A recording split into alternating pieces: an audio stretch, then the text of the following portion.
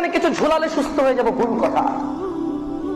আল্লাহ যদি কাউকে পাগল করে দেয়, আল্লাহ যদি কাউকে মাতাল করে দেয়, কোন মুসিবত দিয়ে ওকে পরীক্ষা করতে চায়, তাবিজ কি জেদ ঠেকাবে? এই তাবিজ কি মুশকিল ঠেকাবে? এই তাবিজ তো বেয়াদবি কোরআনের সাথে। রাগ করিয়েন না আপনারা, বলুন যে জামশেদ ভাই আপনাকে ঠান্ডা কথা বলছেন, খুব দারুণ লাগছে। সেই দেখেন, আমি কি তাবিজকে এখনো খারাপ বলেছি? আমি বলেছি বেয়াদবি। তা আমাকে বলতে দিলে আমি বলবো, কোরআনুল কারীম কি পড়ার জন্য এসেছে না ঝুলার জন্য এসেছে? কোরআনুল কারীম পড়ে জীবন চলবে নাকি কোরআনুল কারীম তাবিজে ঢুকে ঝুলবে?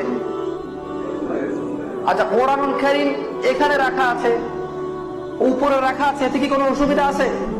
তাহলে ঝুললে কি কোনো অসুবিধা ছিল? দেখেন, রাসূল সাল্লাল্লাহু আলাইহি ওয়াসাল্লাম তো বলেছেন, মান তাআল্লাকা তামিমা ফাকাদ আশরাকা, যে তাবিজ ঝুলানো সে শিরক করলো। এটা না হয় বুঝলাম, ঠিক আছে, আপনার এটা খারাপ লাগে, আপনার এটা কি লাগে? তো আমি এটাকে, এটা হাদিস, আমি তো অস্বীকার করতে পারি না। এটাই আমার আকীদা, এটাই আমার আকীদা, যে কোরআন মানুষ পড়বে, সে অনুযায়ী চলবে, আল্লাহ শিফা দেবে, আল্লাহ রক্ষা করবে, আল্লাহ জান্নাত দেবে ইনশাআল্লাহ।